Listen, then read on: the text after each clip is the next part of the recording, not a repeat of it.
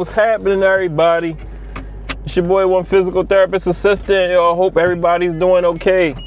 Hey, y'all better brace yourselves. We getting something. Something is on the way. I don't know if it's a storm, a tornado, but no, not here in Delaware. But I was just watching the TV with a patient, man, in Texas. Good God. I saw an 18-wheeler just blow over. I think the 18-wheeler was the box in the back was empty, but the whole truck blew over in Texas. So some strong winds coming your way, coming my way. I don't know where y'all at. So brace yourselves. But I gotta keep it real, yo. Down in this part of the country, or at least in Delaware in general, we don't be getting nothing crazy. Like, we don't get like tornadoes and sinkholes and earthquakes. We don't get crazy stuff. Every now and then, you know, we get a bad storm and a little snow in the winter, but we don't be getting nothing crazy.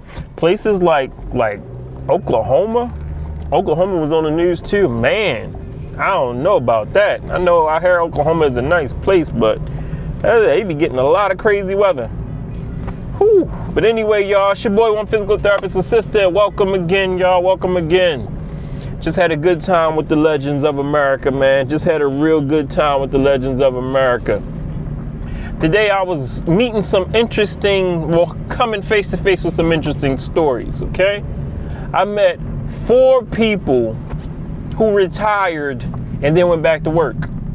4 different people who retired and then went back to work. You notice I say people, I didn't say patients. Because one of the people was somebody that works there. So I'm gonna tell you about that. All right, so let's start with the first person. Nice gentleman. In his 80s, he said he used to work for a vending machine company. Okay? So he used to load and stock vending machines, but he also said he used to work on the vending machines. Like if they had problems, he was like a mechanic of the vending machines and he would load them up. I asked him what type of vending machines. I was like, you mean like Coke machines? Like what snack machines? He was like, he did mostly candy and snacks, but he also did cigarettes. I don't even know, do they still have cigarette vending machines? I don't know. I don't smoke cigarettes, so I would never know where to look for a cigarette vending machine. I think I do remember seeing them back in the day, but I haven't seen many. I wonder if that's still a thing. Let me know if you got cigarette vending machines where you are. I would like to know. But he said he used to load them up and used to work on them. He said he did that for 30 years. However, I always ask when I meet somebody who's retired, one of my go-to questions is, did you find any good hobbies after retirement, or what did you do after retirement? I'm always curious about that, right? But he told me, he was like, no, I went back to work. I was like, what do you mean? He said, yeah, I didn't stay retired long. I went back to work. But he gave me the classic line where he went back to work, but not full time. So I'm seeing that a lot. Okay, that's one story. The next story was a young lady from New York. She worked for the phone company. I don't know what it is about Verizon. Verizon probably bought every phone company back in the day. But she says she worked for the phone company in New York for 20-something years, and she retired. But after she retired, she went back to work, but didn't go back to work for the phone company. She did some kind of, some kind of nonprofit, something where she would take phone calls for teachers. People would send gifts to teachers, school teachers, and she handled the phone system with that. Some kind of setup she was talking about. It sounded interesting, but I didn't get a lot of details on it. But yeah, she went back to work and did that for a little while. It's funny, a lot of them can remember how long they worked, but they can't remember how long they did the little part-time job afterwards. All right, so that was 2 stories. Okay, another one was, I met a cool lady, man. In her early 80s, she worked at a juvenile detention center for over 30 years. I was like, man, I know you got some stories. 30 plus years in the juvenile detention center. She's like, she did one up in northern Delaware, like the Newark area, close to Wilmington. So I wanted to know about some funny, give me some good stories. She said, well, she said, I can't remember much. I said, you ain't got no crazy stories about the juvenile detention center. I know you had some interesting days there. And she said, well, I do got one crazy story. She was like, a boy slapped me. I said, what? She said, a boy slapped me. He was 15 years old and he slapped me. I was like, okay, so what happened after that? She was like, I slapped him back. I was like, as you should have. 15 years old, you don't be slapping no grown woman. But the funny part about it is she said that she has no idea why it happened because her and this young man were actually really close. So he probably was going through something that day and he took his frustration out on her. But she said her slap was hard, and she said her slap was more like reactionary. It wasn't like, oh, you hit me, bah. She said that her slap was more like, got slapped, boom, boom, like automatically. She just reacted with a slap. I was like, did he hurt you? She was like, he hurt me a little bit. She was like, but I almost knocked him out of his chair. And then I proceeded to ask her a question. I was like, well, let me know. Did you get in trouble for that? She was like, nope. I was like, well, what happened? She was like, well, she did get called into the office and she had to explain what happened. And she said that her, I guess, HR person or whatever, she said, well, he slapped you, you can press charges, and you slapped him, he can press charges. And he said it's up to y'all if y'all want to press charges. The young man didn't, so she didn't. So it was like, we're done. But she had me cracking up. She was like she didn't get it because they were actually close. But she said she slapped the mess out of that little boy. 15 years old. However, she retired after 30 plus years, and went back to work doing it. She said she liked it. You know, there's a common theme with these people that I met today. Retiring and then going back to work. I tell y'all, man, the retirement thing is a big thing. However, you typically going to still have a wanting of purpose, wanting to do something. And the last person was actually a co-worker. He worked in the janitorial department at the nursing home. Cool guy. Whenever I come to this spot, I always, let's say his name is John, I always speak to him. What's going on, John? It's good to see you, brother. How you making out? He a big Philadelphia Eagles fan, so I ain't seen him since the Super Bowl. I was congratulating him on the win. But I know that he's getting a little older. I know he's getting a little older. He's a good guy. He cleaning the floors. I was like, hey, brother, let me know, man, when we retiring? When are we getting close to the end? And he was like, boy, Ivan, I already retired. I said, what? He said, you ain't been here in a while. I was like, well, what happened? He was like, I retired and I came back. I said, okay. He said he retired and then he came back part-time. So he be just chilling. I ain't gonna front, my man be chilling. He don't even be working hard. He said he mostly do. He said, I got bored. So I just come back maybe 2 days a week, sometimes 3 days a week.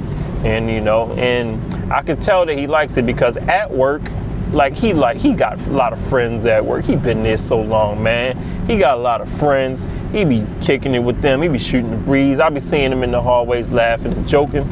He likes training the new people, he's got a couple new guys, they young. He likes training them, so he's got that sense of purpose. And he gets to see his friends every day, man, and he works in a nursing home. And there's a lot of cool people that work there, the nurses, the therapists, the staff, so he's gotten cool with a lot of people. So does he want to do it full time? No, but he comes once in a while. He said, I'm already getting my pension and my Social Security. He said, I just come here just to make a little bit. So I guess you can't make over a certain amount or you won't get Social Security. So he said he tried to keep it in that range. But you know what? The lady who worked the telephone company, she was telling me that, and I don't know, y'all let me know. She said back in the day, she said she actually went back to work worked, I don't know if it was full time, but she said she also collected her pension. She was like, she don't think you can do that now. Retire and go back to work while collecting a pension. I don't even think we get pensions anymore. But she said you can't do it now, but back then she was grandfathered into the company, so they let her retire, collect her pension, and come back to work for like part-time. I was like, yo, that's what's up. But do y'all see the theme here? Y'all see the overarching theme here? And I think I made a video about this kind of thing, but I think I deleted it. And I'm gonna put all my videos up that I deleted. I keep saying I'm gonna do that. I'm gonna do that one day, just in case anybody wanna reminisce on that. But the overarching theme, man. Okay, yes, in theory, retirement, early retirement, in theory, that is a goal. I get it. It's a goal of mine, literally. So I feel you if you did too. However, I told y'all in another video, it seems as if you're gonna have something that you want to do after your quote unquote retirement. So it's good to plan on what you want to do. If you're coming up on retirement or you're planning it, like myself, it's good to also plan something to do after that. You know, learning a new skill, doing something different. If money is involved, then that's what's one thing. If not, okay, learn a new hobby or something. But you're gonna want to do something.